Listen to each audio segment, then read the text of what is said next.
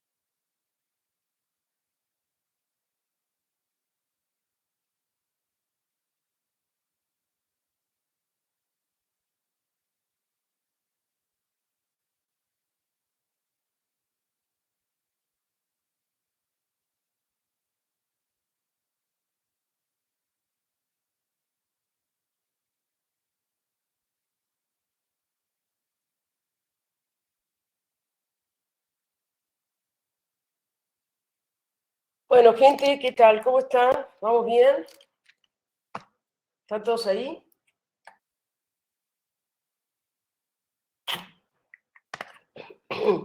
Bien, todos tratando de... Falta poquito, estamos como en las 3 últimas clases, no las descuiden.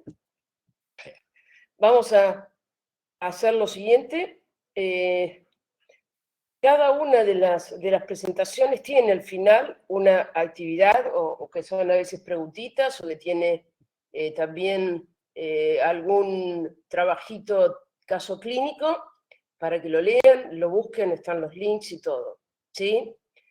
Vamos a hacer lo siguiente, hoy vamos a ver la parte de páncreas endocrino y paratiroides. El día miércoles vamos a ver fisiopatología del eje hipotalámico hipofisario, o sea, de hipotálamo, hipófisis y de tiroides. En cada uno de los PPT tienen para trabajar al final alguna actividad o algún caso clínico, y entonces el lunes próximo que vamos a dar fisiopatología de la glándula suprarrenal, corteza y médula. Entonces doy eso como teoría y después entonces nos quedamos, o yo me quedo en el chat para contestar todas las dudas que tengan de estas últimas 3 clases. No las descuiden, recuerden que si hay 3 clases, evidentemente preguntas de la parte de endocrino tiene que haber en los exámenes. Tengan, ¿no? Y yo les puse ahí algunos casos y algunas actividades como para que, contestando eso, tengan ustedes toda la información necesaria para... Perdón, tenía que iniciar la grabación.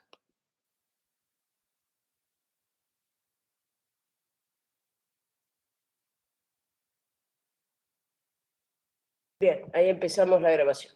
Bueno, entonces, ese es el plan, ¿no?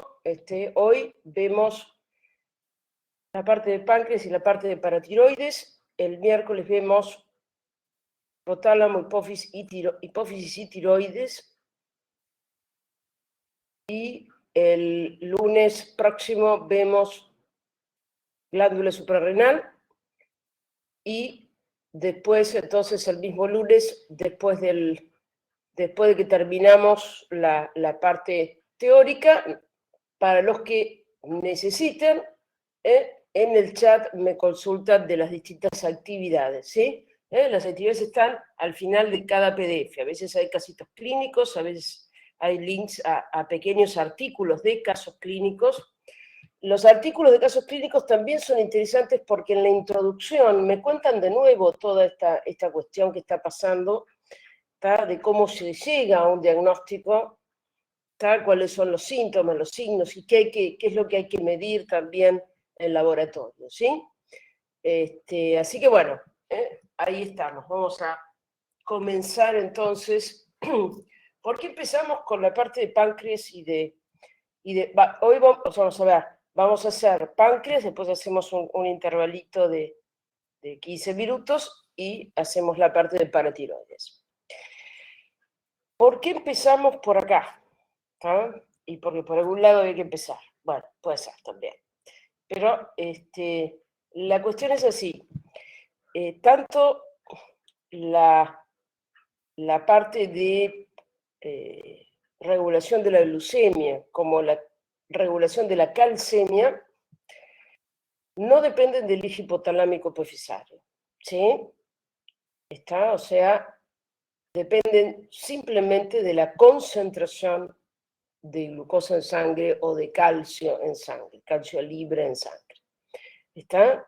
Entonces hemos puesto estas dos regulaciones con sus patologías o con sus desregulaciones o fallas en la homeostasis hoy, y después entonces vemos hipotálamo, hipófisis, tiroides y glándula suprarrenal, que es lo que sí está en el eje hipotalámico hipofisario y donde la funcionalidad de una glándula depende también del feedback, de la retroalimentación negativa o positiva de acuerdo a la cantidad que haya de hormona del eje, ¿no? Del hipotálamo y de la hipófisis. ¿Estamos? Bien, entonces vamos a ver acá. En realidad vamos a ver un pedacito de la función endocrina y la fisiopatología endocrina del páncreas. ¿Está?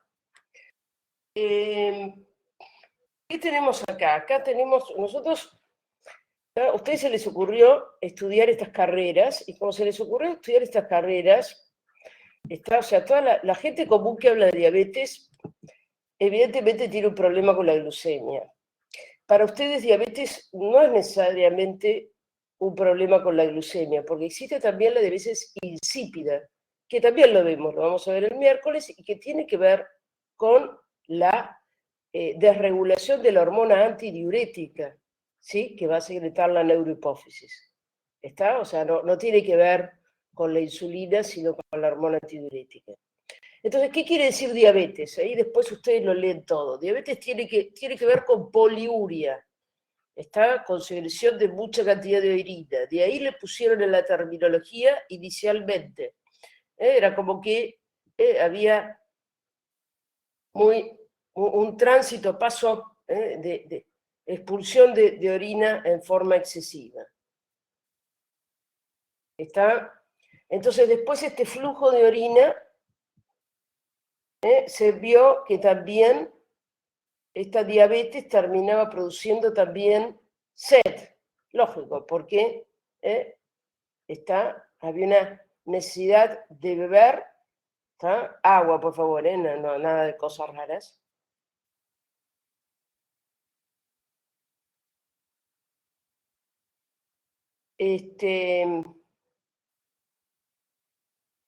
Y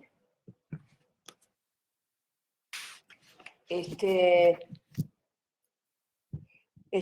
tenía que ver con que, bueno, si eliminamos mucha agua por orina, llega un momento que también al disminuir la volemia hay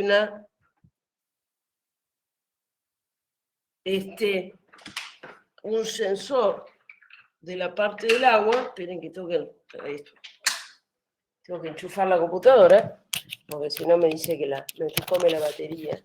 Bien, ahí estamos.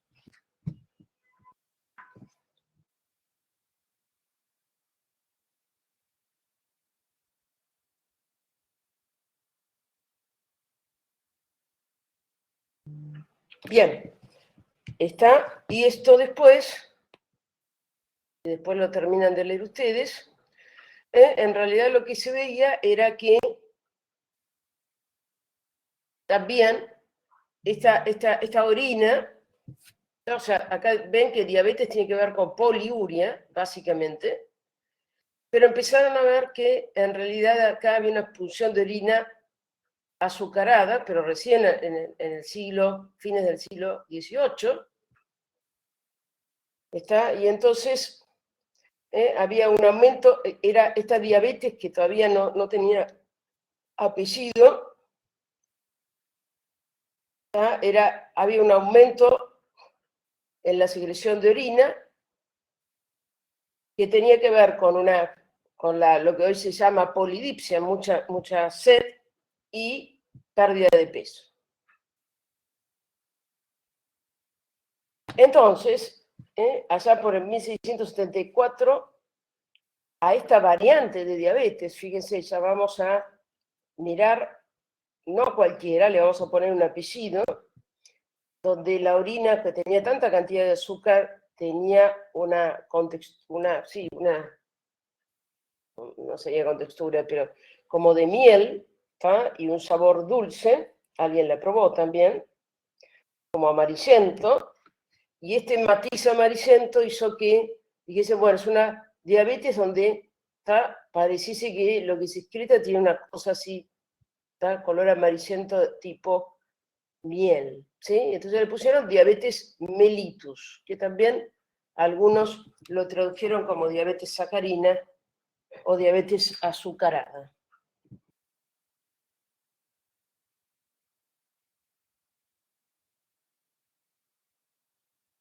Está, entonces, la que vamos a ver nosotros viene con el apellido.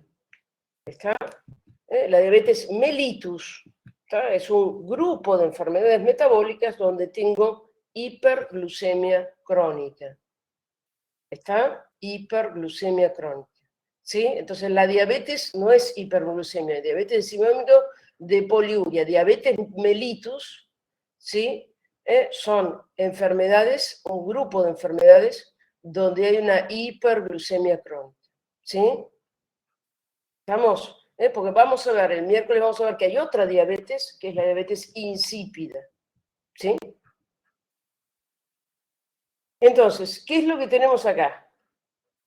Esto también es importante para todas estas clases, que también lo tienen en la parte de neurotransmisión. Ustedes tienen, cuando tienen un problema por una hormona, puede ser el problema en la producción de la hormona o en el receptor de la hormona. ¿Sí? ¿Está? Acá yo puedo tener defectos en la secreción de insulina o en la acción de la insulina. Eso se llama normalmente, en este caso, resistencia a la insulina. Pero la idea es que vean esto, ¿sí? Cuando tengo un problema en hormona, ¿sí? Lo que voy a tener puede ser el problema en la producción de esa hormona o lo que esté fallando, lo que no se esté expresando en grandes cantidades o en la cantidad normal en la superficie celular, sean los receptores para esa hormona. Bien, acá tenemos el páncreas endocrino, que está compuesto por esos islotes de Langerhans, ¿sí? Ustedes ya vieron los acinos pancreáticos, que forman parte del páncreas exócrino, que va a llevar el famoso jugo pancreático hasta el duodeno. Entonces, nosotros de estos islotes de Langerhans, Que ustedes ven que hay un montón de cosas. Imagínense lo que es a veces patologías muy poco frecuentes, darle con la tecla, con la cantidad de cosas que hay, ¿no? Entonces, acá nosotros vamos a ver problemas en las células beta, ¿sí? Pero en los islotes de Langerhans yo tengo otros tipos celulares también, ¿sí? Entonces acá, en mi páncreas endocrino, que está formado por los islotes de Langerhans, nosotros vamos a ver esto, problemitas en las células beta. Ahora uno dice, bueno, pero hay fisiopatología en las células alfa, en las delta, que son las que van a generar somatostatina. Estas tienen que ver con hormonas que tienen que ver con la secreción de enzimas que van a usar en la digestión, de enzimas gástricas. Entonces nosotros vamos a quedar acá nomás. Lo otro también existe. A mí en realidad no me gusta hablar de enfermedades raras porque parece que la pobre persona que las tiene después son unos bichos raros. Son poco frecuentes, ¿sí? Pero si uno busca seguramente también encuentra la descripción de algún caso. A veces pueden ser malformaciones genéticas, etcétera, ¿sí? Entonces nosotros nos vamos a quedar con este pedacito de mi páncreas endocrino, ¿sí? ¿Qué es lo que pasa? Dentro de mi diabetes mellitus, ahora toda la diabetes va a ser la diabetes mellitus, toda la que vamos a ver, esta de hiperglucemia crónica. Dentro de la diabetes mellitus, de los cuales vamos a ver dos tipos nada más, y hay más. Vamos a ver la de tipo 1, que es la autoinmunitaria, y también la de tipo 2, que es la que se llama diabetes del adulto. ¿Sí? ¿Y qué es lo que pasa? La diabetes del adulto es más lenta, más progresiva, y también como tiene que ver con estilo de vida, calidad de vida, sedentarismo, etcétera, dieta obviamente, entonces le pusieron, empezaron a investigar si había signos precursores de la diabetes, ¿sí? Entonces hay consensos actuales que hablan de prediabetes. La prediabetes se medica, bueno, dependerá de los otros factores de riesgo que tenga esa persona, y también se verá entonces por ahí algún factor de riesgo, tratar de normalizarlo o transformarlo en algo que tenga que ver con mejorar un estilo de vida. Pero entonces se acuñó el término prediabetes. En esa prediabetes, ¿qué es lo que tenemos? Está en la prediabetes, esto ya tiene sus buenos años, esto no es nuevo, hay un consenso de prediabetes. Entonces, a ellos que son prediabéticos, que tienen mayor riesgo de llegar a tener diabetes mellitus de tipo 2, se los controla más frecuentemente y también ver cambios en estilo de vida y en algunos casos también a veces se los puede llegar a medicar, ¿no? Depende de cada caso, eso ya depende del paciente, ¿no? Entonces, ¿qué es lo que se hace? Uno dice, bueno, bárbaro. En un paciente, una persona no diabética, en ayuno la glucosa tiene que ser menor o igual a 100 miligramos por ciento. ¿Y qué es esto? Esto es lo que se llama prueba de tolerancia oral a la glucosa, post carga de glucosa o curva de glucosa. ¿Y qué es esto? O sea, es medir la glucemia después de esto, que lo tienen acá. Medidos 2 horas después de una carga oral de una cierta cantidad de glucosa en una cantidad específica de agua que tiene que beberse en una cantidad específica de tiempo. Entonces, esta curva de glucosa, esta prueba de tolerancia oral a la glucosa, si la persona no es diabética ni tiene prediabetes, tiene que dar una glucemia menor a 140 miligramos por ciento. Cuando la persona ya es diabética, la glucosa en ayunas es mayor o igual a 126 miligramos por ciento, y después de esta prueba de tolerancia a la glucosa, ¿sí?, tiene que dar mayor o igual a 200 miligramos por ciento. ¿Está? Entonces, la que tiene la glucosa en ayunas alterada, ¿ah?, o la tolerancia a la glucosa alterada, van a ser aquellos valores, o ambas, ¿está?, todos estos estarían dentro de la prediabetes, o sea, está alterada, pero no está dentro de lo que yo llamo, o lo que consensualmente ya se llama diabetes, y tampoco es normal, ¿sí? El criterio para el diagnóstico provisional de diabetes es un hallazgo de de glucemia al azar mayor o igual a 200 miligramos por ciento, más síntomas de diabetes. Siempre tengan en cuenta de que todos estos son estudios, todo lo que uno mide siempre es complementario, ¿sí? No se hace un estudio y después se va al médico, ¿sí? Es el médico el que, de acuerdo a determinada sintomatología clínica, pide determinados estudios complementarios. 2 glucemias en ayunas mayores o iguales a 126 miligramos por ciento en distintos días. Bueno, sería más o menos lógico, porque si no después, en el mismo día, sí, podría ser, pero no, en distintos días. Tampoco desayunaste y te sacan de nuevo, no, eso no sirve. Y si en ayunas me hicieron la prueba de tolerancia oral, ver una glucemia mayor o igual a 200 miligramos por ciento. ¿Está? O sea que, en realidad, si de mi glucemia en ayunas yo tengo menos de 100 miligramos por ciento, está todo perfecto.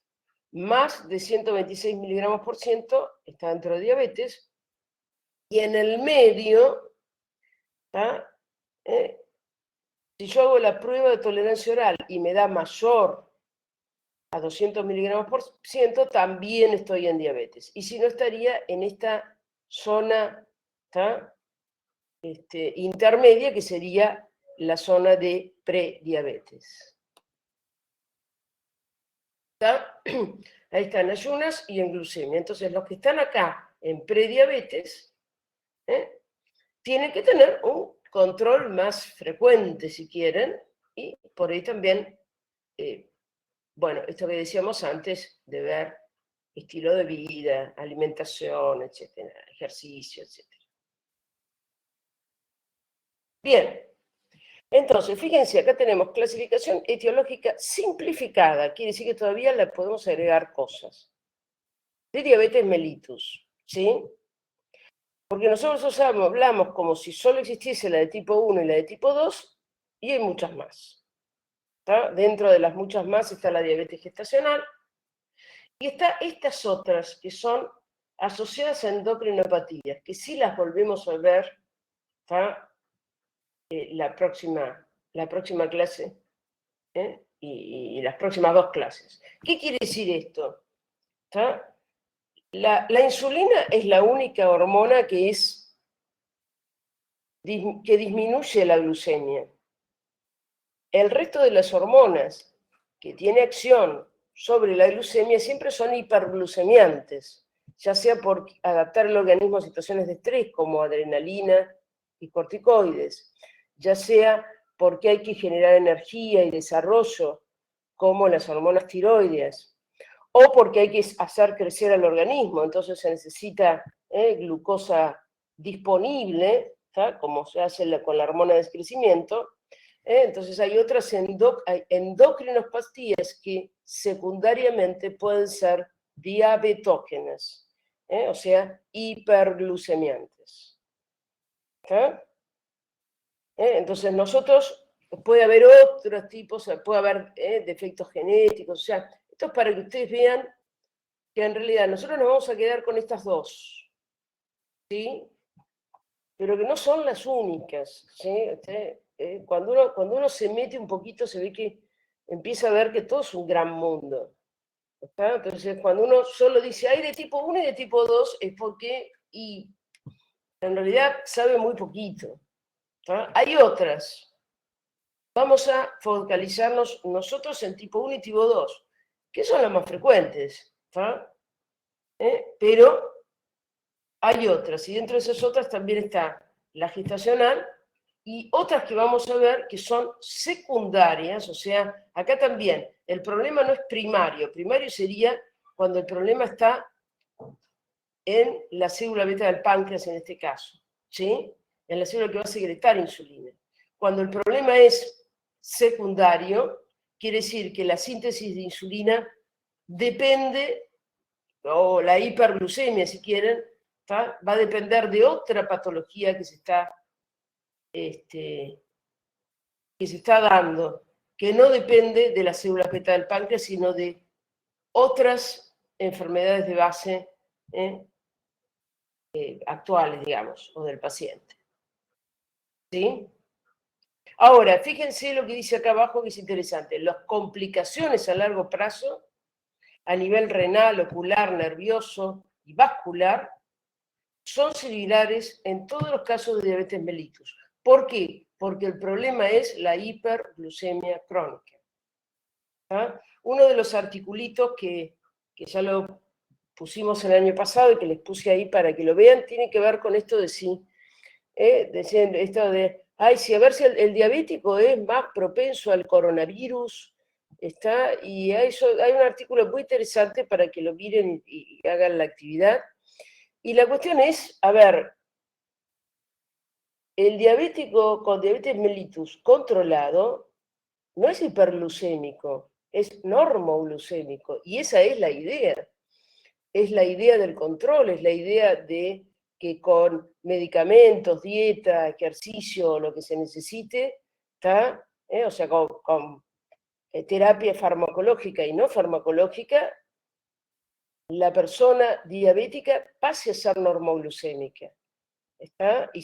Y el problema de la normoglucemia es que evidentemente estas son enfermedades crónicas, entonces esto requiere una adhesión al tratamiento que a veces es lo que falla también, ¿sí?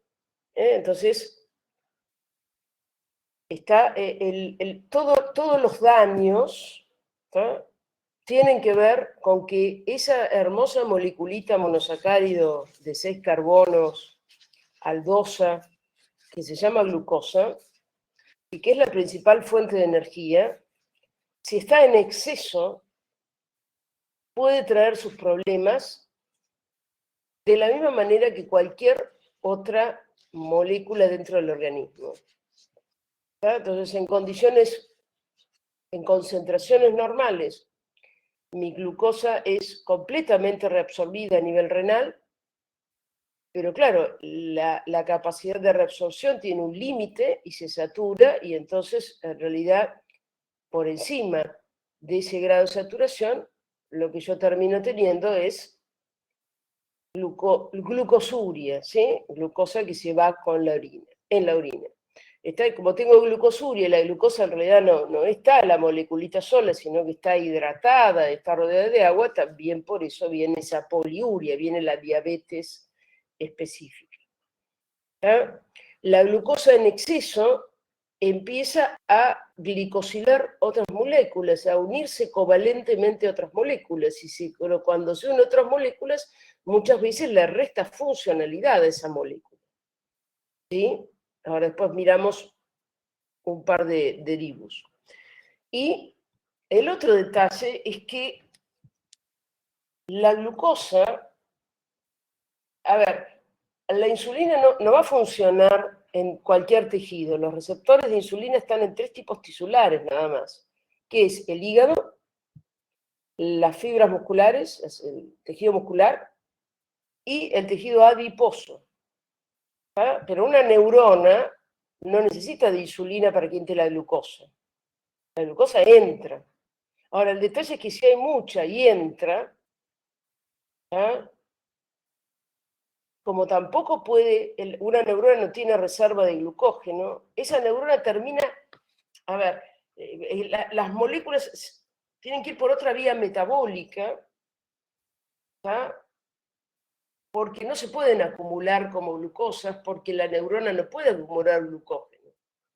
Y eso de ir a otra vía metabólica tiene que ver con las neuropatías, que las tenemos descritas después. ¿Sí? O sea, este monosacárido tan fabuloso que es la glucosa, como cualquier otra molécula, aún el agua, dice, bueno, el agua es muy linda, pero no se puede ahogar en el agua también, ¿sí? Puede ser tóxica.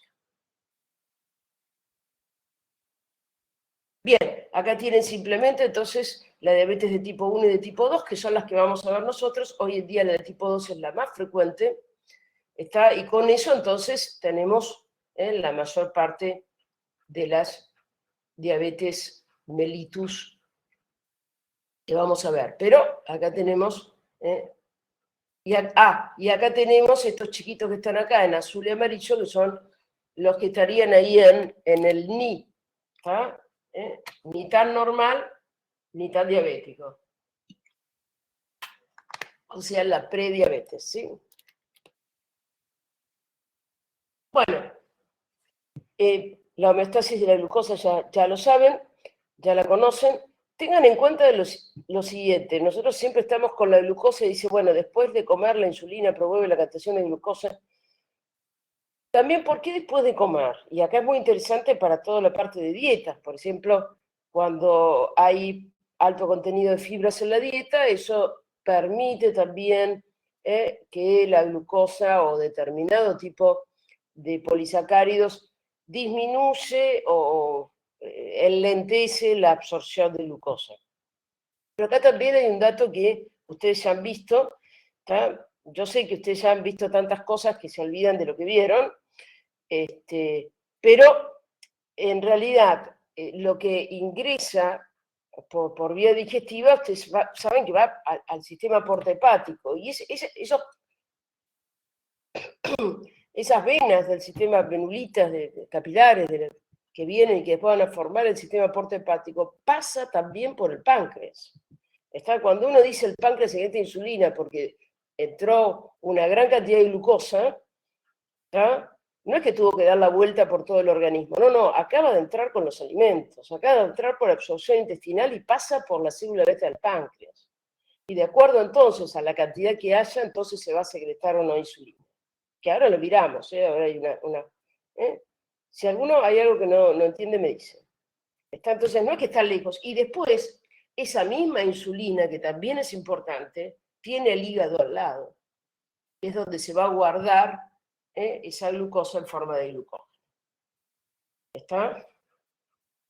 Entonces, la insulina se secreta también al sistema porta hepático.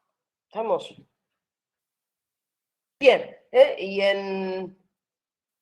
está en el inverso de la regulación de la glucemia sería el glucagón o glucagón, como les guste ponerle el acento.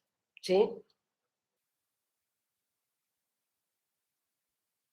Bien, esto que tienen acá, lo tienen escrito para que lo entiendan y les quede escrito, pero es lo que está acá. ¿Sí? ¿Qué tenemos acá? Entonces, acá hay transportadores de glucosa y acá ingresa la glucosa. ¿Por qué? Porque acá está la que vino con los alimentos. Acá habrá algún vasito algún capilar que después va a formar la vena porta hepática. Entonces entra la glucosa. ¿Qué pasa con la glucosa? Bueno, se oxida y se produce energía. Acá está la mitocondria, el ciclo de Krebs, ATP. De nuevo, tampoco puede haber una cantidad de ATP exorbitante, pero bueno, ya sabemos de cualquier molécula tiene que haber una cantidad homeostática. Y entonces, este ATP, cuando aumenta, fíjense, cuando aumenta la cantidad ATP, o el radio, digamos, ATP-ADP, fíjense lo que ocurre. Este ATP va a actuar sobre canales de potasio sensibles al ATP. Es un canal, el ATP, por supuesto, vamos a tener fosfatos y entonces va a ser una molécula cargada, que cuando se una a estos canales va a producir la apertura de estos canales de potasio. Ustedes saben que cualquier canal, cuando se abre, todo va de donde está más concentrado a menos concentrado, ¿no? Es un tipo de difusión facilitada. Entonces, lo que ocurre acá, ustedes saben que el potasio hay mucho más adentro de la célula que en el medio extracelular. Entonces, si se abre un canal, el potasio sale. Y si el potasio sale, voy a tener una despolarización de la membrana. ¿Está? Y esta despolarización de la membrana va a hacer que canales de calcio, voltaje dependiente, se abran. ¿Sí? Y la insulina, a ver, insulina es una proteína, ¿sí? Se fabricó allá cuando era chiquita en el retículo endoplasmático rugoso, pasó al Golgi y queda dentro de vesículas. ¿Está? Entonces acá están las vesículas. Así solitas, no, en realidad están ancladas a los filamentos del citoesqueleto. Entonces el aumento, ¿tá?, del calcio citosólico va a ser, el calcio se va a unir a proteínas que van a terminar permitiendo el movimiento del citoesqueleto y entonces la fusión de las membranas, de estas vesículas que tienen adentro la insulina con la membrana celular. Y la insulina entonces sale por exocitosis. ¿Está? Fíjense, acá es muy interesante porque fíjense que, como dijimos antes, la célula beta del páncreas no necesita insulina para que entre la glucosa, entra por transportadores específicos. ¿Está? Y va a entrar de un vaso sanguíneo que viene cargado de la glucosa que fue absorbida a nivel duodenal. ¿Estamos? Bien, esto es lo que les decía. Mi insulina, a ver, la glucosa no entra a cualquier célula dependiendo de la insulina. ¿Está? Para que entre una célula dependiendo de la insulina, va a tener que ser un hepatocito, un adipocito o una fibra muscular. La insulina siempre tiene una función constructora, ¿tá?, de glucógeno, o sea, de guardar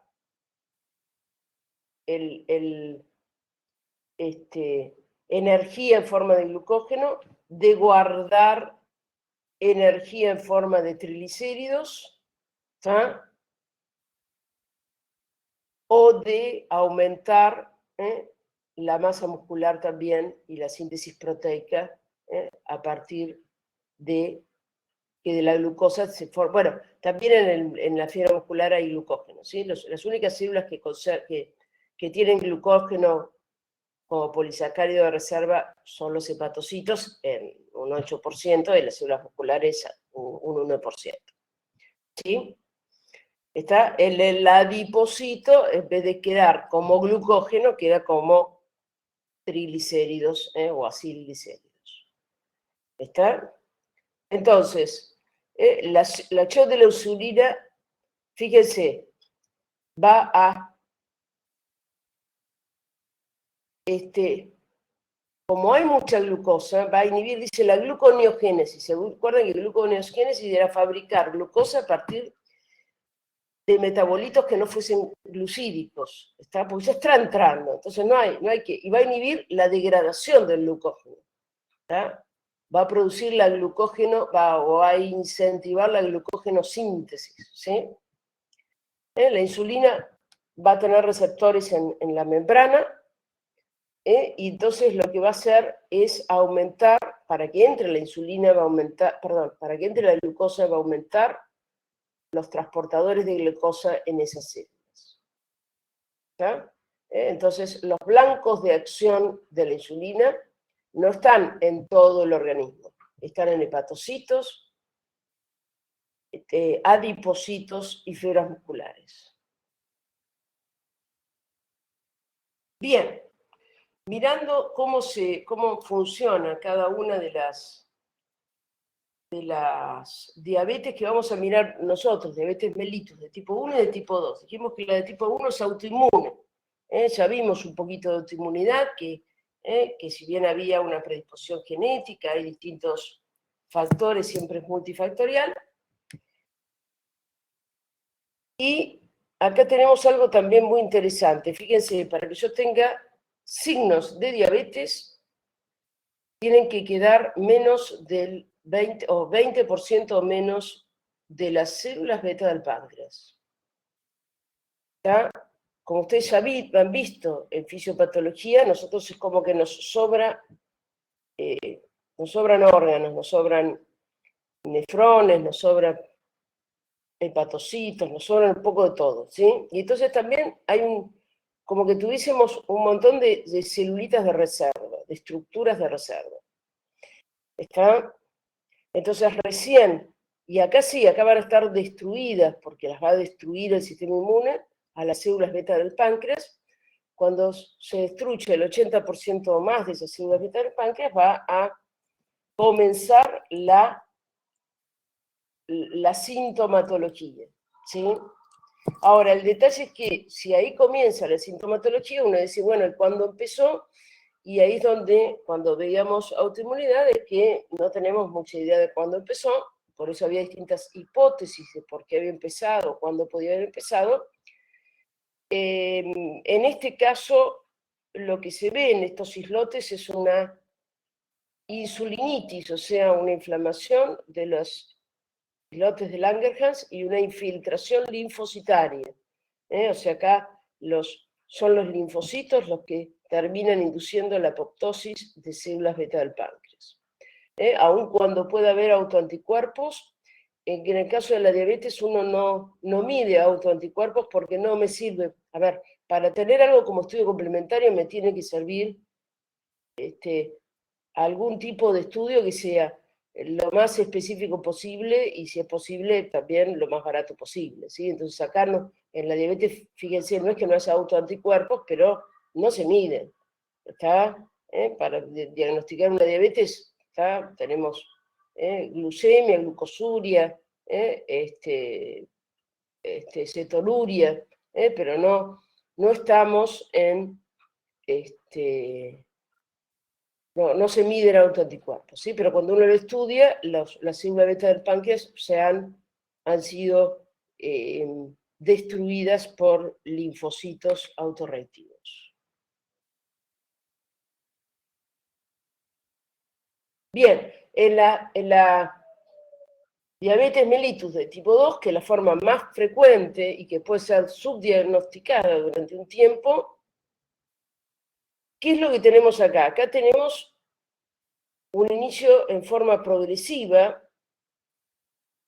y tenemos también, puede haber, a ver, la diabetes de tipo 2 se llama también insulino resistente.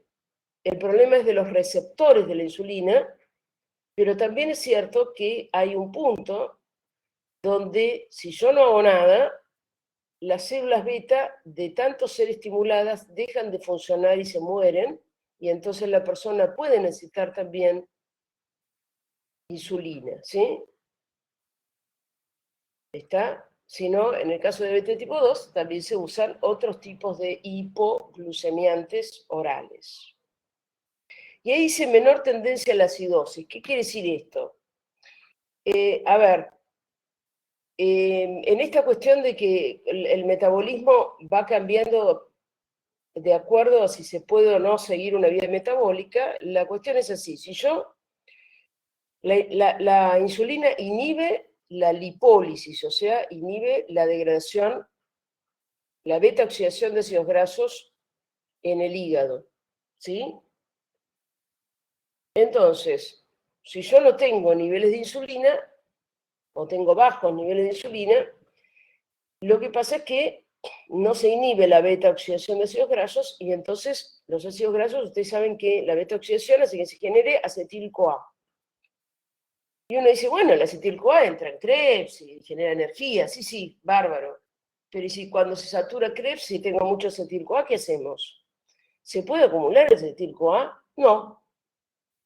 Y entonces, bueno, entonces como no se puede acumular, ese acetil-CoA va a ir por otra ruta metabólica y se van a generar lo que se llaman cuerpos cetónicos, que lo tenemos igual un poquito más adelante, ¿está?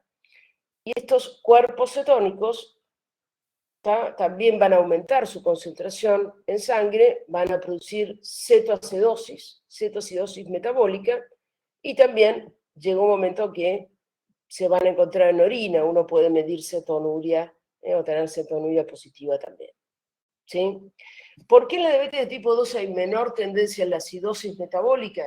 Porque en realidad hay más insulina. ¿Está? Entonces, la insulina llegando directamente, recuerden, se estaba secretando a la vena porta hepática, llega directamente al hígado, está ahí, y eso hace entonces que haya menos producción de cuerpos cetónicos. ¿Está? Hay menos inhibición,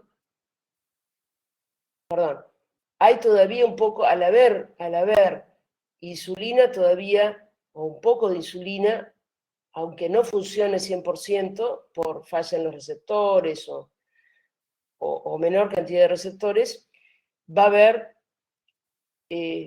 una menor lipólisis, ¿sí?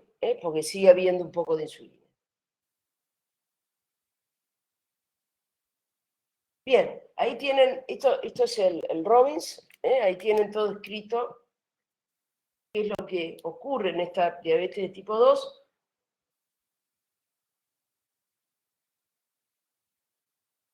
Y lo que es interesante en realidad es lo que tiene que ver con la resistencia a la insulina y la obesidad, ¿sí? Porque uno dice, bueno, ¿por qué ser gordo puede, en personas que tienen otras también predisposición genética, etcétera, ¿no? Y eso tiene que ver con determinadas citoquinas del tejido adiposo que van a disminuir en la obesidad, citoquinas que tienen que ver con mejorar la sensibilidad a la insulina. Cuando disminuye, bueno, en la obesidad, aumenta en realidad en obesos la cantidad de ácidos grasos libres en hepatocitos y células musculares, y esto va a generar, también va a hacer que se acumulen intermediarios en la vía del receptor de insulina, generando también una resistencia a la insulina, o sea, el receptor va a funcionar menos.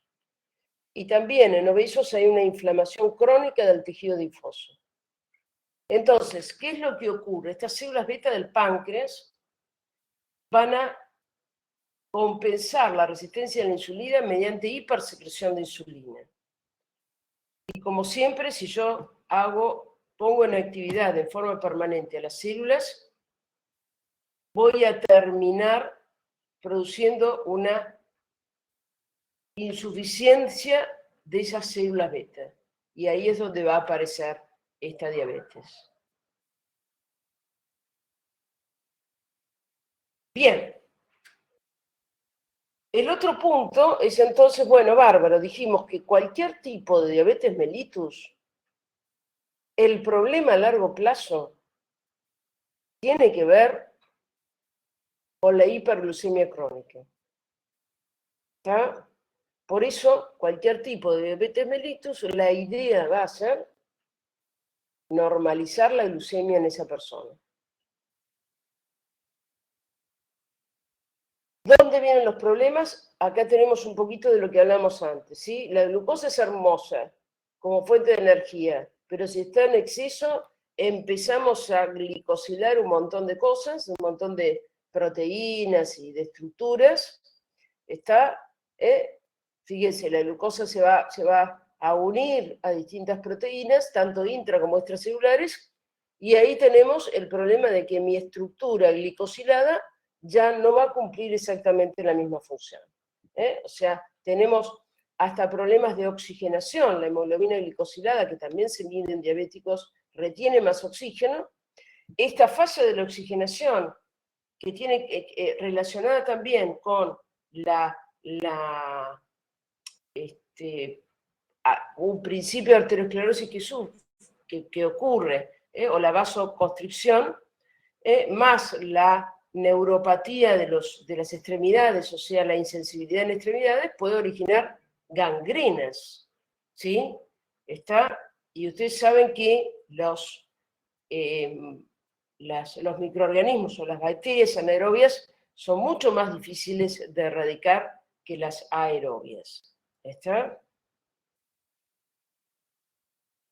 Entonces, fíjense, esto decíamos recién, en los tejidos donde la glucosa ingresa directamente, ¿tá? Tejido nervioso, cristalino, riñones, vasos sanguíneos, ¿tá? Se va a acumular intracelularmente. ¿Se puede acumular mucho? No. ¿Se puede guardar el glucógeno ahí? Tampoco.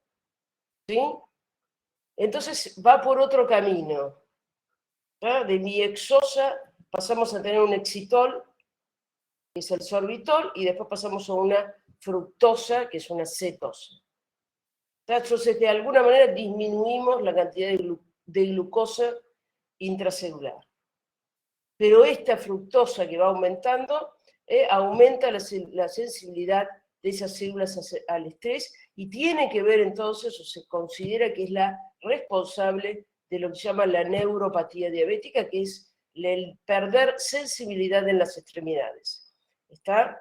Y cuando eso se hace en las extremidades inferiores, el problema es que es lo que tiene el pie diabético, ese tipo de cosas que en realidad, si la persona pierde la sensibilidad, si se rozó con algo, se cortó con algo, no se entera, y si no se entera puede haber flor de infección entre eso y que le está llegando menos oxígeno, puede haber una buena gangrena, ¿sí?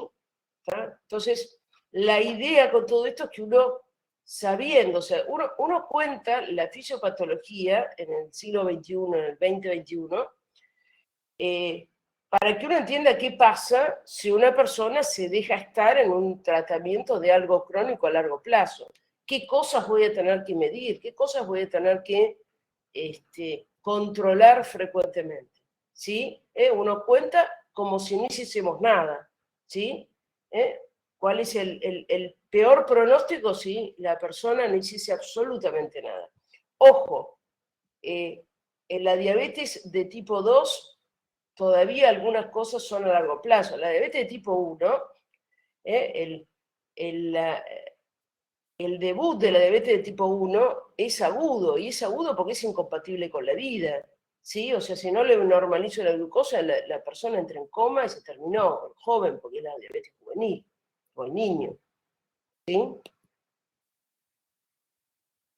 Bien, fíjense entonces, hay macroangiopatías, cambios morfológicos en las arterias que tienen que ver con arteriosclerosis, ¿tá? Gangrenas.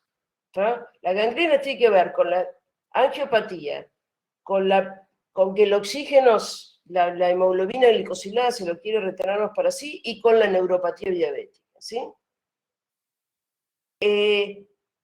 También hay microangiopatías, hay cambios en las membranas basales de los vasos más pequeños, que tienen que ver con nefropatías, retinopatías y también con la neuropatía diabética.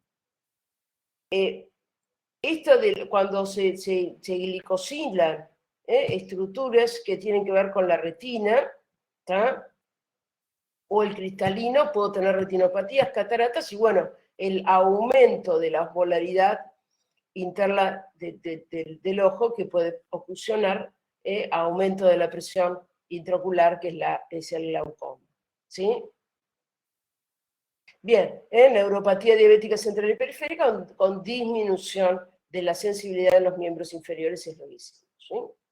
Entonces, en ambos tipos, y si quieren, en cualquier diabetes mellitus, los responsables de la inmensa mayoría de la mortalidad y morbilidad son los efectos de la diabetes a largo plazo, más que las complicaciones metabólicas agudas, ¿sí? Porque acá, si yo hablo de agudo, es que si yo atiendo al paciente se muere. ¿Ah?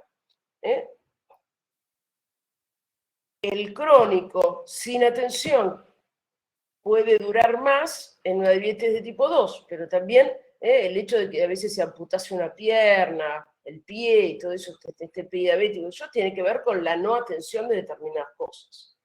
Hoy sería bueno que como profesionales de la salud y dentro de la parte de salud se siga incentivando la adhesión al tratamiento, porque el detalle de esto es que a veces el paciente se cansa, ¿tá? De estar siempre haciendo determinadas cosas, ¿sí? Bien, bueno, acá, esto es todo el Robbins, acá tienen la misma que vimos recién, de las distintas complicaciones, con dibujitos. Bien, acá simplemente para que vean, acá tenemos simplemente de dónde viene esta polifagia, la poliuria y la polidipsia, que son los signos y síntomas que se tienen como característicos de esta enfermedad, ¿sí? Ya sea por deficiencia de insulina o resistencia a la insulina, yo lo que voy a tener, esta hiperglucemia, la glucosa dijimos que no llega a reabsorberse, se limita, se extralimita la capacidad de reabsorción a nivel de los túbulos renales, entonces hay disminución de la volemia, ¿tá? Esa disminución de la volemia termina causando una necesidad de sed, ¿sí? Y también el hecho de que hay más lipólisis, ¿tá? Y si no hay catabolismo de proteínas, eso produce también un enflaquecimiento en algunas cosas y si no también entonces una polifagia, necesidad de comer más. Bien, acá está lo de la cetogénesis que les decía antes. Acá está el acetil-CoA. ¿De dónde viene el acetil-CoA? De la beta-oxidación. Recuerden que beta-oxidación es que yo a mis... Estas cosas que estudiaron cuando eran un poco más chicos, yo tengo un ácido graso, ¿tá? Los ácidos grasos siempre tienen un número par de átomos de carbono, ¿sí? ¿tá? No existe un ácido graso de 15 carbonos o 17 carbonos, ¿sí? Todos son de número par de átomos de carbono. Entonces, en la beta-oxidación, se llama beta-oxidación porque siempre se va a cortar de a 2 carbonos, ¿sí? Siempre en el carbono beta del último que queda de mi ácido graso. ¿Está? Entonces, lo que se va formando, eso se va uniendo a la coenzima A y entonces se van formando, en esta beta-oxidación se van formando acetilcoenzimas A. ¿Están? Y entonces es esto, cuando está en condiciones normales, la acetil-CoA ingresa al ciclo de Krebs y listo, se transforma en dióxido de carbono y agua, está todo perfecto. Pero si yo, la cantidad de acetil-CoA es superior a la capacidad de procesamiento por el ciclo de Krebs, no se puede acumular acetil-CoA y va a otra vía metabólica. Y esta otra vía metabólica tiene todos estos pasos que no nos interesan mucho, pero la idea es que se forman este beta-hidroxibutirato y esta cetónica que forman parte de los cuerpos cetóricos, ¿sí? Estos cuerpos cetóricos aumentan la acidez metabólica y tenemos entonces también, cuando se forman en mucha cantidad, tengo cetonuria y por supuesto también cetonemia. Bien, entonces, vimos qué hacía esta glucosa en hiperconcentración, esta hiperglucemia crónica. ¿Está? Vamos a ver ahora quiénes son y cómo esto, qué pasaba a largo plazo. ¿Cuáles son las complicaciones agudas? Cuando hablamos de complicación aguda quiere decir que es incompatible con la vida. O sea, si se da esta complicación, o se estabiliza el paciente o se murió el paciente. ¿Está? ¿Qué es lo que dice acá? Todas son alteraciones que ponen en riesgo la vida. Requieren reconocimiento y tratamiento inmediato. La común a ambos es que me fui para el otro lado y tengo hipoglucemia. Si tengo hipoglucemia, siempre el más lastimado va a ser el sistema nervioso. Puedo llegar hasta coma, muerte. ¿Sí? Dentro de la hiperglucemia hay dos. La cetoacidosis diabética es normalmente el debut de la diabetes mellitus de tipo 1. Es la descompensación más frecuente, es el debut y cuando la persona no toma su insulina, ¿no? En las de tipo 2, como dijimos, la mayor concentración de insulina ahí en la vena porta hepática va a evitar la oxidación de los ácidos grasos en los hepatocitos, ¿está? Y entonces va a limitar un poco la formación de cuerpos cetónicos. Por eso que, como decíamos, la cetoacidosis es, la producción de cuerpos cetónicos es mucho mayor cuando no tengo insulina y cuando tengo resistencia a la insulina, ¿sí? O sea, tengo insulina, pero son los receptores los que no funcionan bien. ¿Ah? Y después la otra es el estado descompensado de la diabetes de tipo 2, que es tener, eso se llama estado hiperglucémico hiperosmolar. Claro, ¿cuál es el problema acá? Se llega a lo que se llama coma no cetóxico hiperosmolar. Y que si está entrando glucosa a distintas partes del organismo, porque tengo una hiperosmolaridad importante, termino produciendo una deshidratación intensa, y si eso ocurre, por supuesto, el primero de los afectados siempre son las pobres neuronitas. ¿Está? Entonces, la hipoglucemia, que puede ser, también se llama reacción insulínica, o sea, me fui para el otro lado, lo que hay que hacer es darle glucosa al paciente, ¿no? ¿Y a qué se llama esta hipoglucemia? A una glucemia menor a 60 miligramos por ciento. Y fíjense que siempre los problemas más importantes terminan siendo en el tejido nervioso, ¿eh? Las neuronas son las más afectadas con esta hipoglucemia. Entonces, cefaleas, dificultades para resolver problemas, confusión mental, conducta alterada, coma y convulsiones.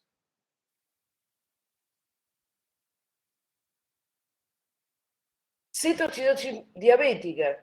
Acá tengo una hiperglucemia mayor a 250 miligramos por ciento, tengo acidosis metabólica y tengo cetonemia y cetonuria.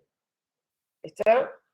Acá el equilibrio es administración de insulina, estos van a ser los insulinodependientes, y restitución del líquido y electrolitos, ¿sí? Y en el estado, este síndrome o estado hiperglucémico hiperosmolar, de la diabetes de tipo 2 muy descompensada, la hiperglucemia puede llegar a más de 600 miligramos por ciento, con lo cual hay una hiperosmolaridad muy importante. Fíjense, acá no hay acidosis, el pH sigue siendo, bueno, de 7,4, 7,3, siempre sanguíneo. ¿Está? Y entonces, ¿acá qué hay? El detalle es que la persona no tome agua tampoco, porque está viendo poliuria, está viendo sed excesiva, está viendo debilidad y la persona se va deshidratando.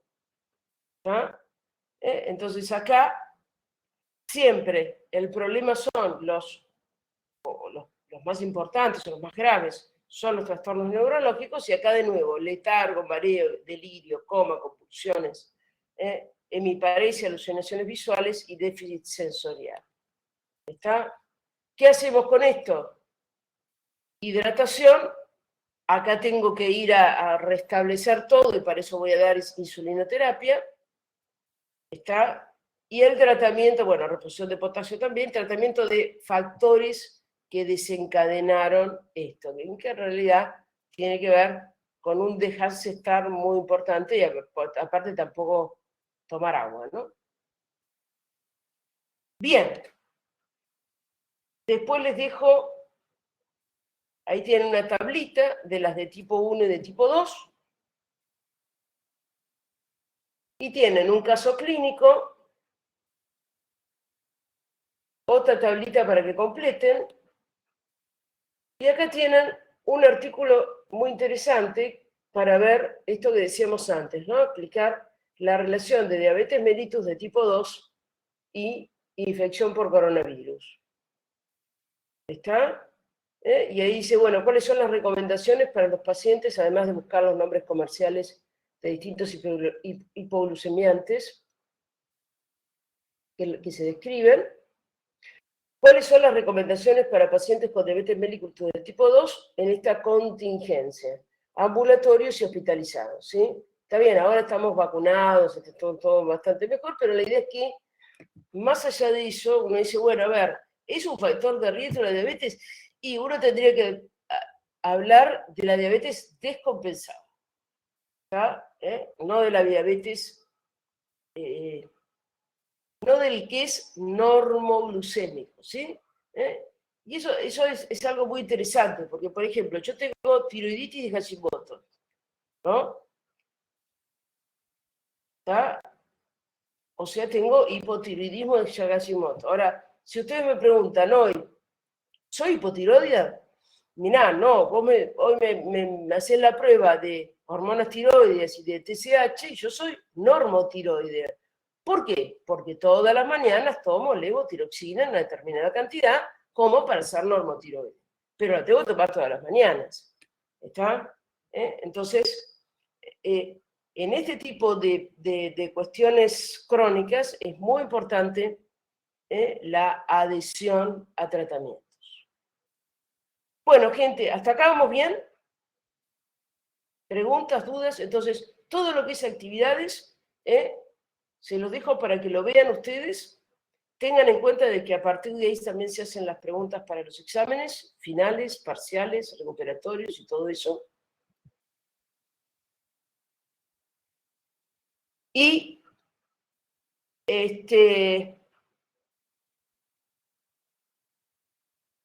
sí, hay varios tipos de insulina porque depende para qué son. Sí, ahora hay chips de insulina.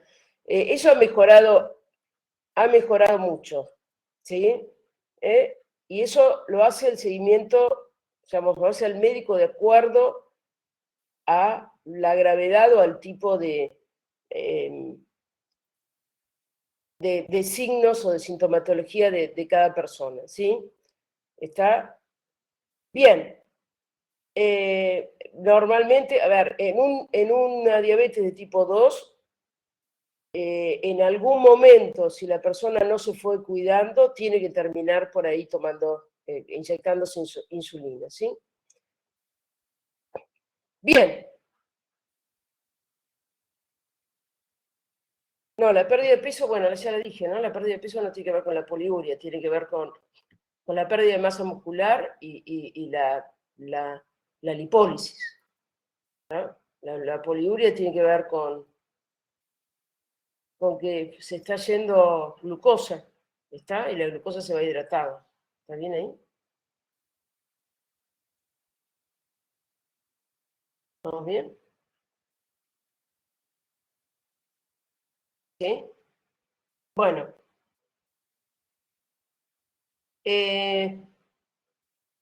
Entonces, hacemos 15 minutitos de intervalo y vemos paratiroides, ¿está? Que también va a tener una actividad al final, pero como les dije, las actividades las pueden hacer ustedes en el momento que quieran, y las vemos el lunes que viene y me hacen todas las consultas por chat.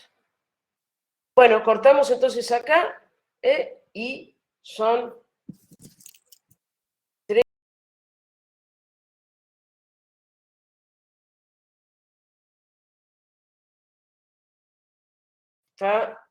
Y cuánto demora en lograrse el pico máximo, ¿sí? Dentro de esto tenés unas que son de acción rápida y las que son de acción rápida, la idea se usa para controlar el azúcar en sangre durante las comidas y para corregir los niveles altos de azúcar en sangre, ¿sí?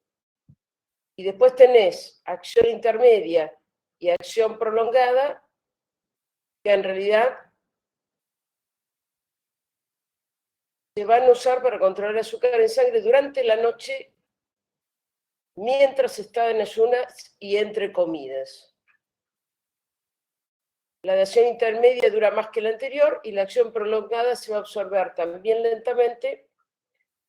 Tiene un efecto inicial de un pico mínimo y luego va a quedar en una meseta estable que dura la mayor parte de la jornada. Eso es más o menos, pero eso igual lo van a ver en otras asignaturas más específicas de farmacia, ¿sí?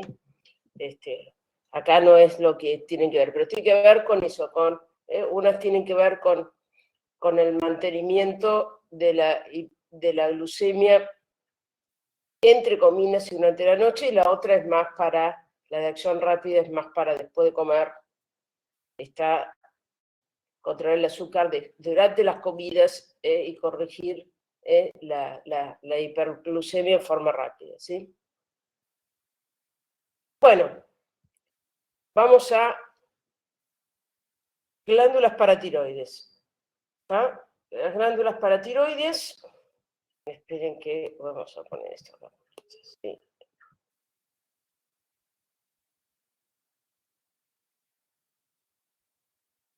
Bien, la fisiopatología paratiroidea, dijimos, acá también, acá lo que tenemos que hacer es regular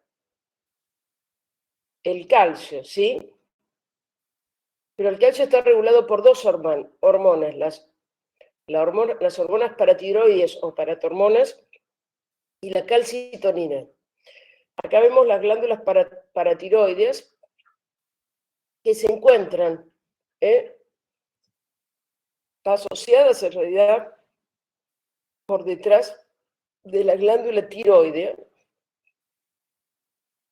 y la otra de las hormonas que se va a usar para la regulación del calcio es la calcitonina, que en realidad es secretada en la tiroides, en las células parafoliculares de la tiroides.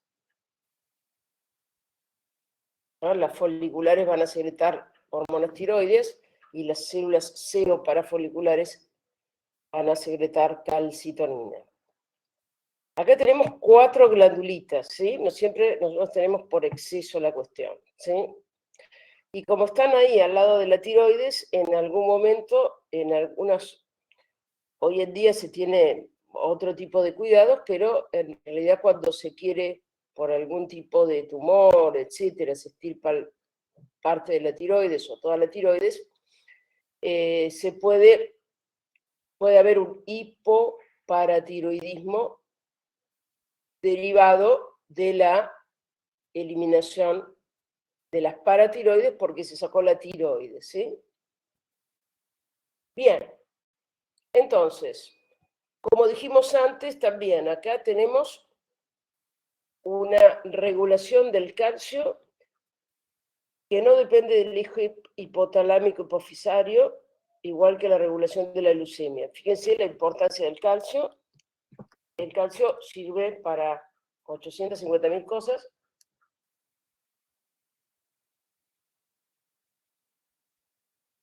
Y en realidad en la regulación del calcio participa también la vitamina D.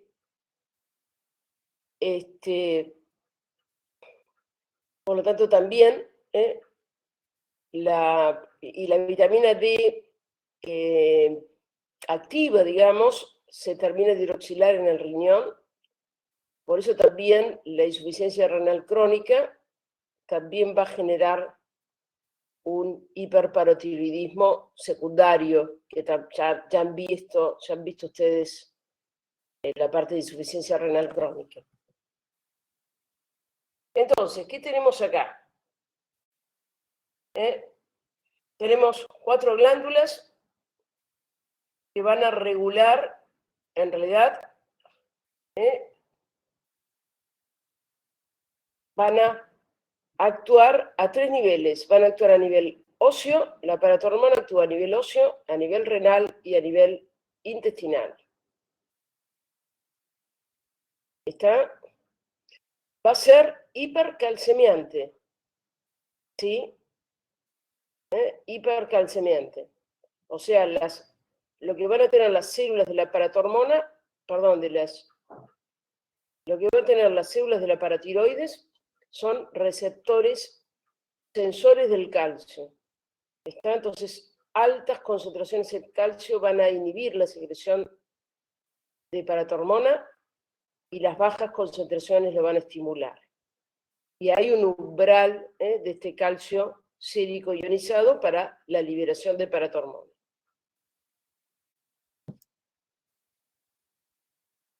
Aquí está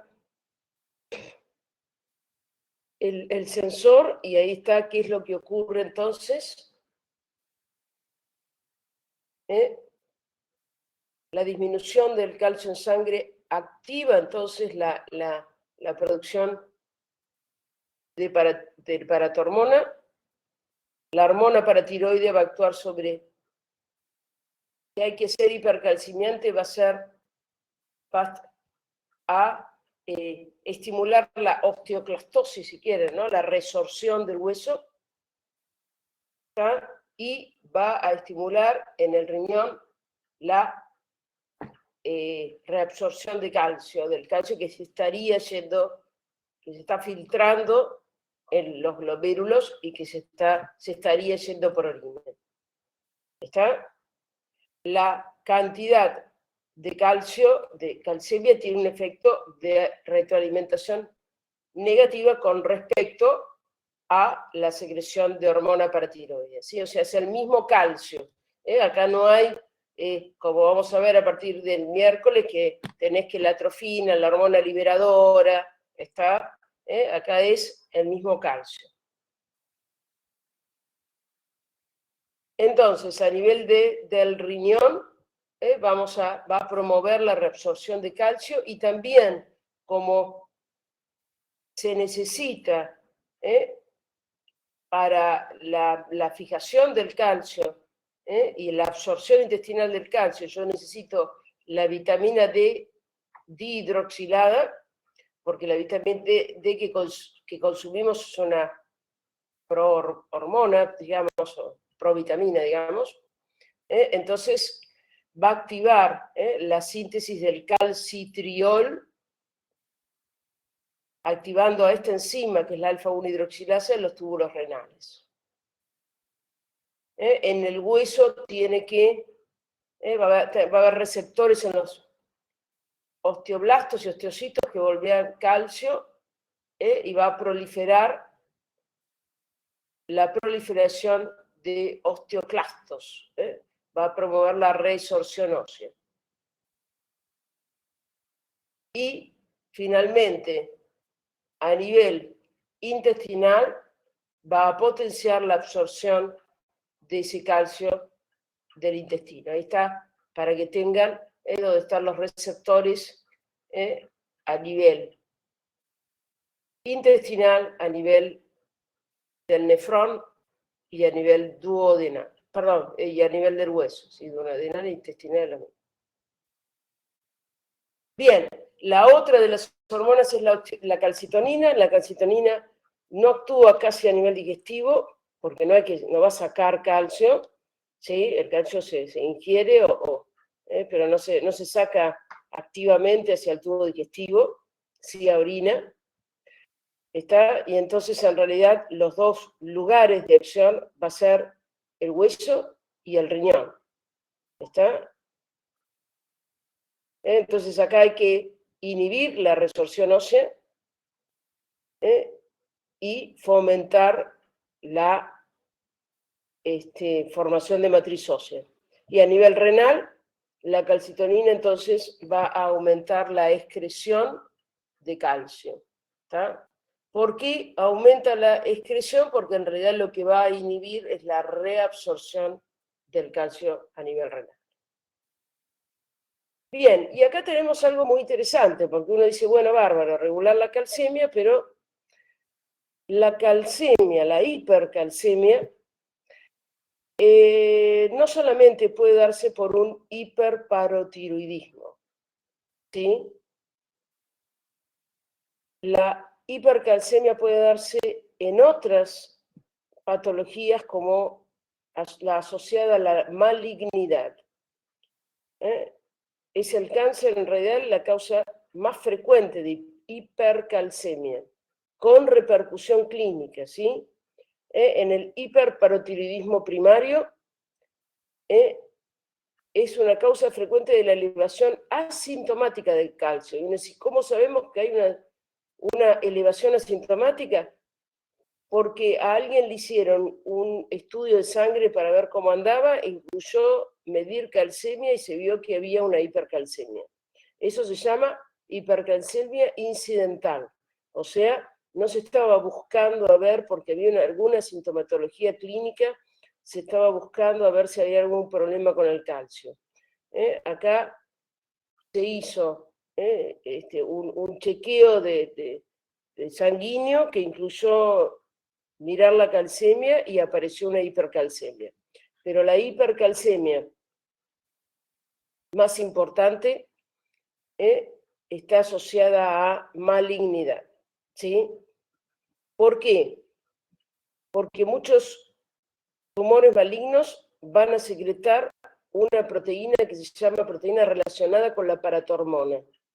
Esta proteína relacionada con la paratormona, que la tenían también en el dibujito y la imagen anterior, se va a unir al mismo receptor de la paratormona en los huesos. La paratormona en los huesos promovía la osteoclastosis, o sea, la resorción ósea. Eso tiene que ver con la osteoporosis asociada a algunos cánceres, ¿sí?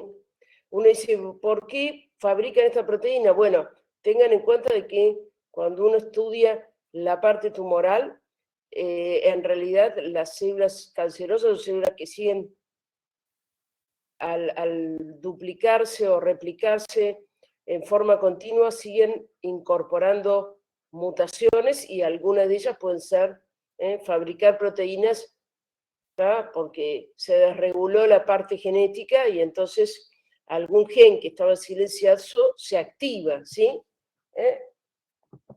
Esta proteína durante la formación del hueso es importante y acá va a promover entonces esta osteoporosis, si quieren, que está relacionada con algunos tipos de tumores malignos, ¿sí? Eso que dice ahí vía Rankel se los agregué, porque Rankel es un factor de transcripción, o sea, una proteína que va a regular la expresión de los genes, y hoy en día ya hay algunos anticuerpos monoclonales, medicamentos anticuerpos monoclonales de segunda generación, que intentan inhibir, anti-Rankel, para tratar de inhibir la osteoporosis que está relacionada con algunos cánceres, ¿sí? ¿Está? Entonces, cuando yo me centro en la glándula paratiroide, los problemas en la paratiroides se van a llamar primarios. Si el problema del hiperparotiroidismo depende de otra enfermedad de base, se va a llamar secundario. Y acá algunos hablan del terciario cuando en realidad en insuficiencia renal crónica, que hay un hiperparotiroidismo secundario a la insuficiencia renal crónica, esas células pueden volverse autónomas, las células de las paratiroides se pueden volver autónomas y a eso se lo llama también hiperparotiroidismo terciario. Lo tienen escrito después, ¿sí? O sea, primario es producción excesiva, espontánea, autónoma de hormona paratiroidea en las glándulas. O sea, el problema está en las glándulas, ¿sí? Secundario, terciario son fenómenos secundarios a otras patologías de base, que inciden, en este caso, en un hiperparotiroidismo, ¿sí? Porque hay una hipocalcemia que está pidiendo la producción de hormona paratiroidea que es hipercalcemiante.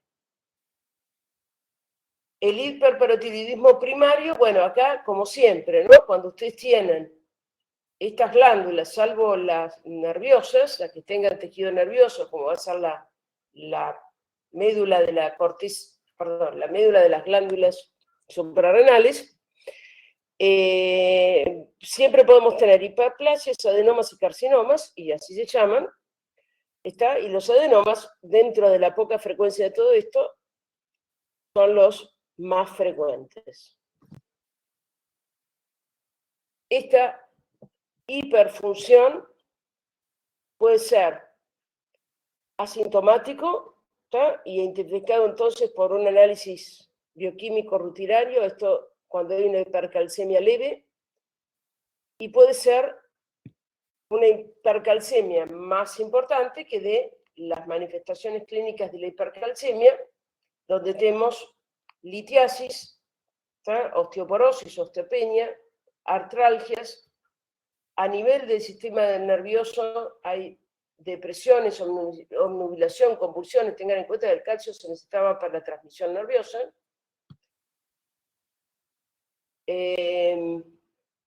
Hay debilidad y cansancio neuromuscular y litiasis tanto a nivel de cálculos biliares como de nefrolitiasis, ¿sí? ¿Se acuerdan que normalmente eran sales de algo con calcio? Eran sales de calcio, ¿sí? ¿Está? O sea, esa es la hipercalcemia cuando puede ser leve, cuando es incidental, y si no la sintomatología cuando es un poquito más pronunciada, ¿sí? Por supuesto que en la hipercalcemia asociada a tumores, ¿no? A la glándula paratiroides, que es lo que estamos viendo ahora, también tengo lo mismo, ¿no? Poliuria y polidipsia, esto también, tengan en cuenta lo siguiente, ¿está?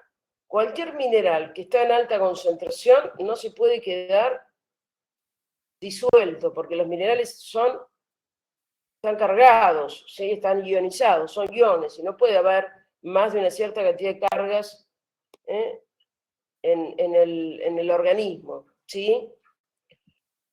Entonces, ¿dónde puede ir el calcio? Y bueno, se puede acumular hasta cierta parte en la matriz ósea, ¿sí? ¿Está? Pero si no se acumula, o al revés, porque acá estamos justamente induciendo o fomentando la osteoporosis, o sea, la resorción del hueso. Entonces el calcio extra, así como es un mineral muy importante, va a ir a parar la orina, ¿está?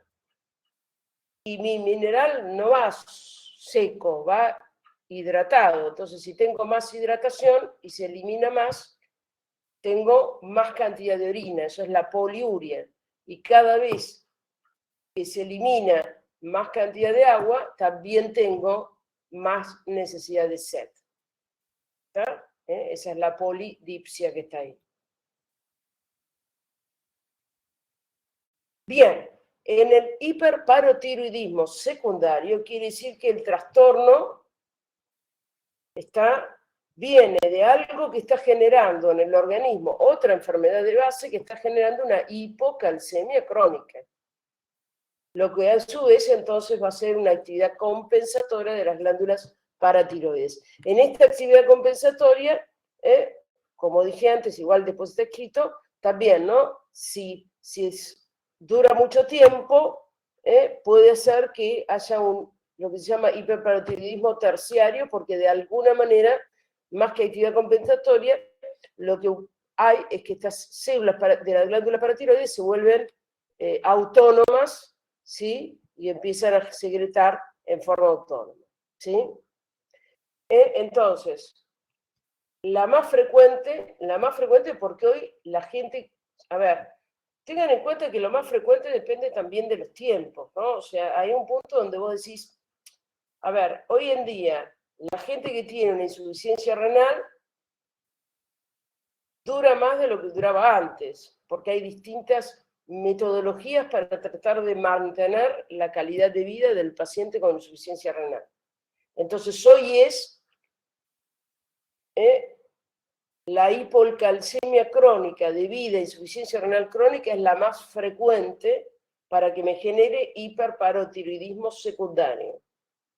Pero puedo tener también hiperparotiroidismo secundario porque haya inadecuado ingesta de calcio, porque el calcio se vaya por las heces, que sería la estetorrea, o, como dijimos antes, también por una deficiencia de vitamina D, ¿está? Que también lo necesito para la absorción de calcio a nivel del intestino.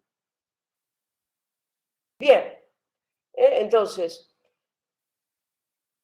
en el hiperparotiroidismo secundario, la evolución clínica, bueno, en realidad lo que va a predominar son las sintomatologías que ustedes ya estudiaron en la insuficiencia renal crónica, ¿no? Va a haber calcificaciones vasculares y daño isquémico asociado a esas calcificaciones, ¿no? En algunos pacientes, que es lo que tienen ahí, puede aparecer una actividad autónoma, ¿ah? Y excesiva, y a esto se lo llama hiperparotiroidismo terciario, ¿sí? Bueno, los pacientes responden a menudo con suplementos dietéticos de vitamina D, quelantes de fósforo, ¿tá? Para reducir entonces la hiperfosfatemia permanente, de este fosfato de calcio, ¿no? Profe, ¿le puedo hacer una pregunta? Sí. Del hiperparatiroidismo primario. La causa más importante es la hipercalcemia, pero ¿eso puede llevar a una hipercalciuria? No. Pará. El primario. La causa no es la hipercalcemia, es al revés. Una causa de... Ah, bueno. Claro. No, es la hipo. El hiper, ¿eh? Pero la causa, Ah, ok. ¿tá? Vos me estás diciendo la causa para que haya hiperparotiroidismo es que haya una hipocalcemia, ¿tá? En el primario, y la causa no sabemos, adenoma, carcinoma o hiperplasia. Hiperplasia. ¿Estamos? Okay. ¿Sí? ¿Tá? La causa es adenoma, carcinoma o hiperplasia, no hay mucho más. ¿Tá? La consecuencia, digamos, está no, a ver, en el hiperparotiroidismo primario, ¿tá? Lo que se desregula y se vuelve loca es la célula de la paratiroides, que secreta mucha hormona paratiroidea, más allá de cuál es la calcemia de la persona. ¿Estamos? Ok. Bien.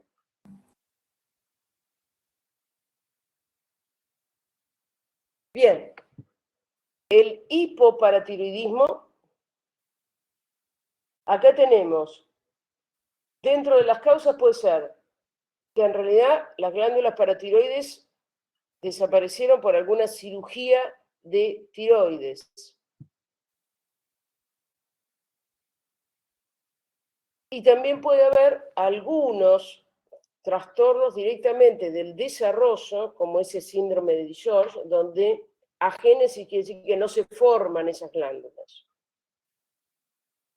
Y también existe hipoparatiroidismo autoinmunitario, que en general no es solo para la glándula paratiroides, sino que forma parte de un... hay como enfermedades que se llaman, como tienen ahí, síndrome poliendocrino autoinmune, ¿sí? O sea, hay autoanticuerpos contra distintas glándulas endócrinas. ¿Está? ¿Vamos bien?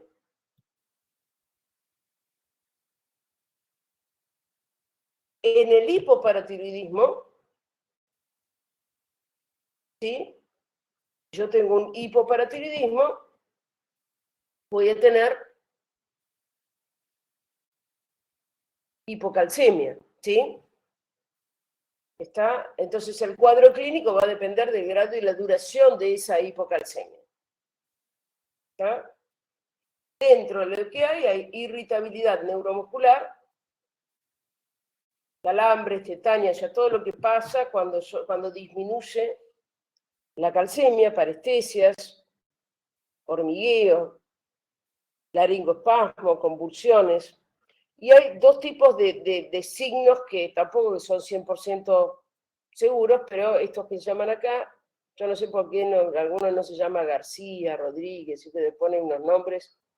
Este signo Vostek y de Trousseau, que están acá. Entonces, acá es cuando se repercute los músculos faciales, el nervio facial, hay un espasmo en los músculos estos, ¿sí? En los músculos faciales. Y el signo de Trousseau es que cuando se toma la presión y se infla el manguito de la presión, hay también un espasmo, un movimiento de doblado de la mano de esta forma. Esto se llama signo de Trousseau. Estos tienen que ver con la hipocalcemia. Después, ahí tenemos también cambios en estado mental, inestabilidad emocional, ansiedad, depresión, confusiones, alucinaciones, de acuerdo al grado de hipocalcemia, ¿no? Calcificaciones en ganglios basales, ¿tá? Por el aumento en la concentración de fósforo, entonces hay depósitos de fosfato cálcico, trastornos de movimiento estilo Parkinson, aumento de la presión intracraneal con edemas intracraneales. También hay posibilidad de clasificación de cristalino y entonces que aparezcan cataratas. Hay cambios por esta disminución del calcio también en el electrocardiograma y también en todo lo que tiene que ver con la formación del esmalte dentario, porque evidentemente, no sé, los dientes también están formados, el esmalte dentario también está formado por una matriz calcificada, ¿sí? Bien, y para ir concluyendo, dijimos que cuando uno tiene una hormona, los problemas pueden ser por hiperproducción de la hormona, por hipoproducción de la hormona, o porque la hormona no sea el problema, sino sea el problema el receptor de la hormona. ¿Sí? ¿Está?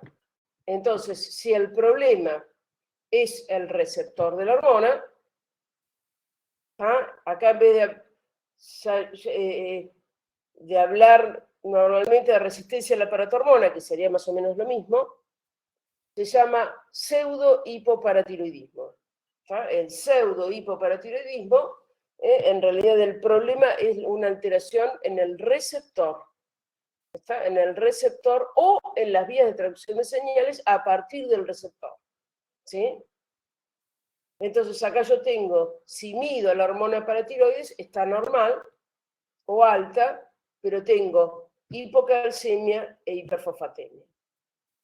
¿Estamos? Bien, entonces, acá tenemos un integrando para que después se diviertan, y acá tenemos dos casitos clínicos, uno de pseudo hipoparatiroidismo, para que lo lean, y uno de hiperparatiroidismo primario, ¿sí? Lo que dice leer ambos casos clínicos y describan la forma de detección y el objetivo de la estrategia terapéutica en cada caso, ¿sí? Son cortitos. Y la idea es un poco esto, y también se los puse porque tengan en cuenta que cuando uno escribe un casito clínico, también en toda la parte de introducción y de discusión, termina volviendo a hablar del tema, ¿sí? Entonces es otra manera de leer lo mismo, pero ahora a partir de un pequeño, de un pequeño paper, si quieres, de un pequeño trabajito. ¿Estamos? Bien, y con eso terminamos.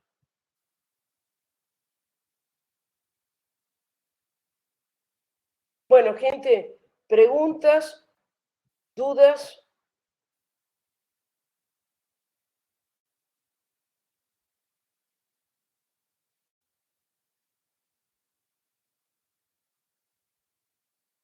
Bien, entonces, tengan en cuenta, ¿sí? Acá terminamos la parte teórica, ¿ya? Póngase, se pueden poner con grupos. Hoy en día ya está bien que están todos en distintos lados, pero se pueden reunir también, ¿saben, no? A estudiar en grupos, ese tipo de cosas. Entonces, tienen ahí las distintas actividades y casitos clínicos. Aprovechen el tiempo, ahora, después, cuando ustedes se ponen, cuando ustedes quieran, lean esos trabajos, respondan, y nosotros seguimos entonces con la parte teórica el miércoles próximo, que vamos a terminar, que vamos a hacer el eje hipotalámico hipofisario y hacemos la glándula tiroides, ¿sí? Y el lunes próximo terminamos, que va a ser la última clase, con glándulas suprarrenales, y ahí también vemos la teoría y después en el chat me hacen todas las preguntas que quieren de esto, no, tampoco me pregunten de toda la fisiopatología porque en algunas sí puedo googlear alguna cosa, pero no, todas las áreas no las conozco, por eso también las dan otros docentes. Bien, estamos, pero a cada docente se le pide preguntas de acuerdo a lo que dio. No sé si me explico. Bueno, gente, entonces, dejamos acá y nos vemos el miércoles a las 14 horas. ¿Estamos? Que sigan bien. ¿Está?